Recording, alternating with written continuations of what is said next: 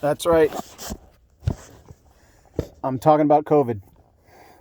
I almost never talk about COVID, but today I read about the statistics in Armenia, how many COVID deaths, and I came across something in the data that actually surprised me and led me to believe that Armenia is actually doing a better job than my people here in my country, in the United States of America, as far as reporting this data. But I'll make that observation momentarily. I want to say a couple of other things first. First of all, yesterday's video that was broken into two parts, if you haven't watched it, I don't blame you. It's long. It's together. It's almost, I rambled for almost 40 minutes or maybe just over 40 minutes. I watch it back. I try to watch back, if not to just get one more view on YouTube. I watch it back to see, man, what, did I make a fool of myself? And usually I'm very satisfied with what I ended up saying. Every now and then I'll misspeak or I'll can't think of a word that is normally there for me. My vocabulary, I've got an okay vocabulary. But this video, I'm already getting off to a bad start. Yesterday's video was long. It was ethereal and spiritual and conceptual, and I'm talking about these vague notions. Today's video is the opposite, and it's not going to be long. You can already tell how long it's going to be. Maybe it will be long, and I'm lying to you now. I don't know. But this is going to be the opposite. I'm going to talk about data, something concrete, something tangible, something you can go and look up in the article or in a couple articles. But before I continue, I got two.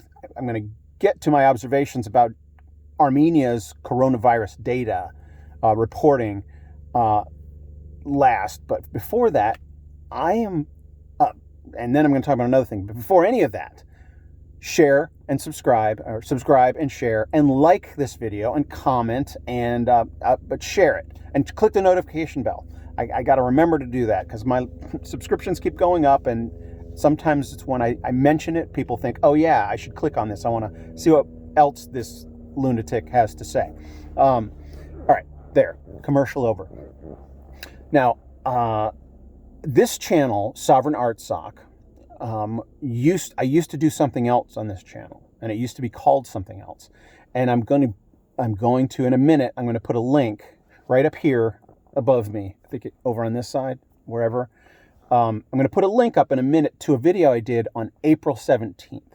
And the name of that video is something like, well, I remember the image, and the words on the image are man-made virus ? Or something like that.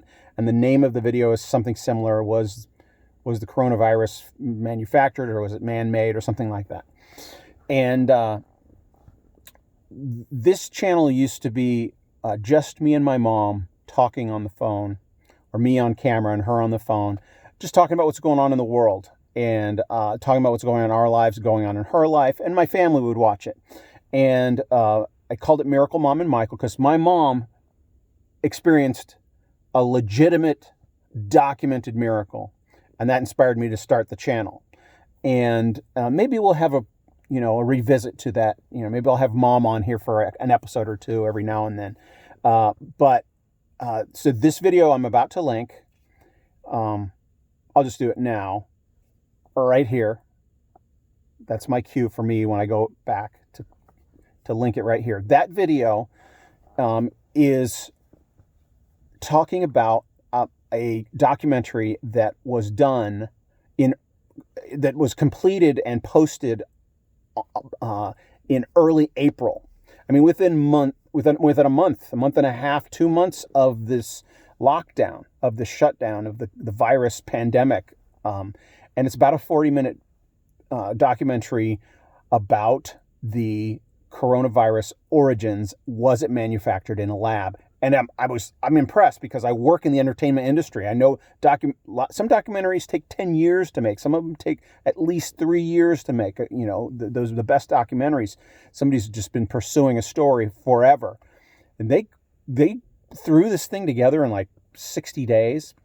Well, it's because they'd already been researching the sources of these kinds of viruses, and they already had a bunch of data and contacts. And so when that came out, I'm like, wow, this is interesting. I wonder if this is true, because it's the opposite of what was being said at the time. What was being said is there's this wet market in this city, in the country, where these animal meats are spreading the disease to humans. And that was the narrative that everybody went with. And there's probably half of our country still believes that.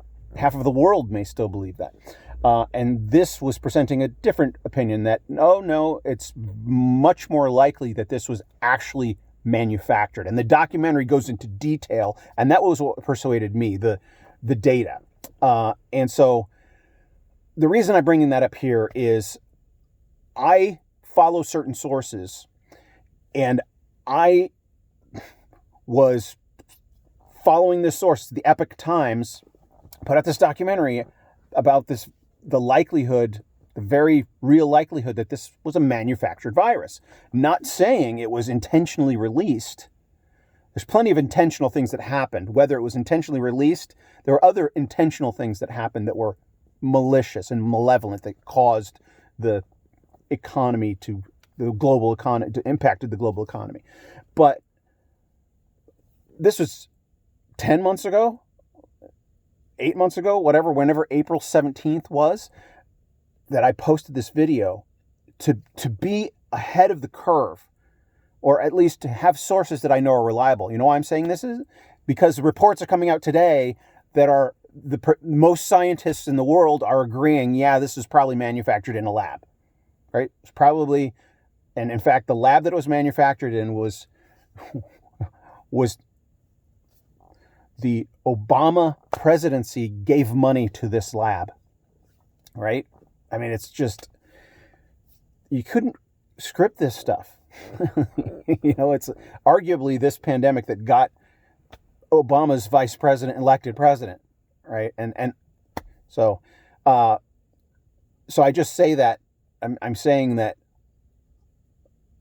I'm grateful that I am following sources that end up proving true.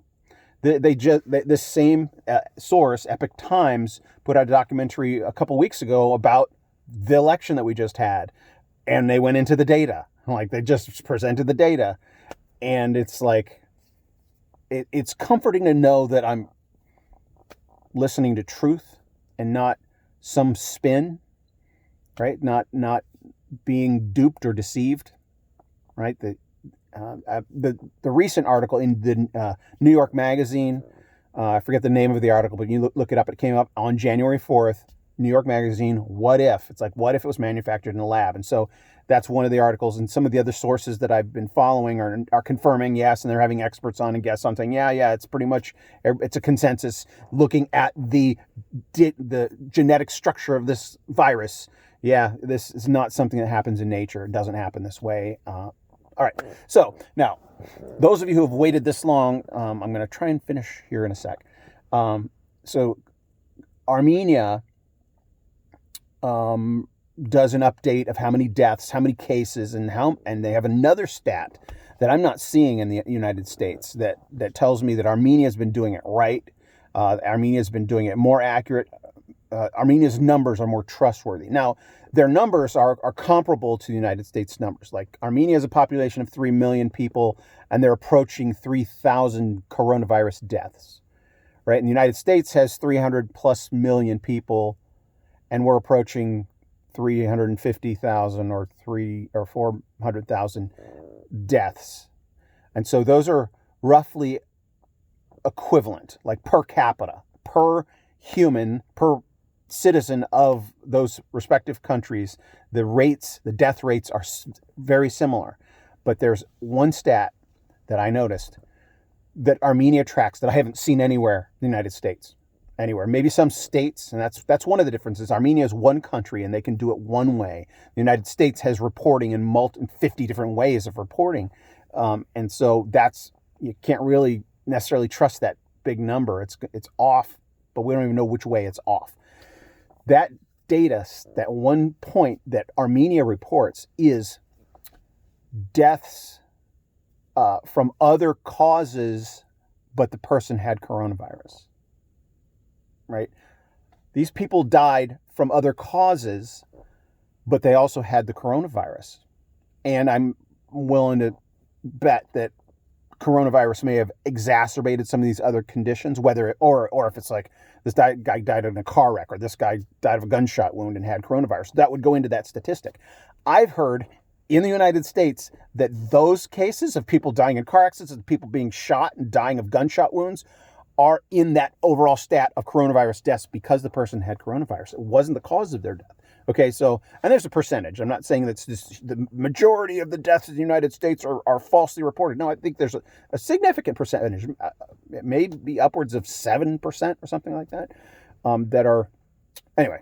Okay, that's it. I just wanted to say Armenia is doing it right. Too bad the United States can't do it like Armenia, reporting accurately. There. That wasn't too ethereal, and I better end while I'm ahead. Don't forget to subscribe and share, and like, subscribe, share, and click on the notification bell. Comment. Bye, everybody.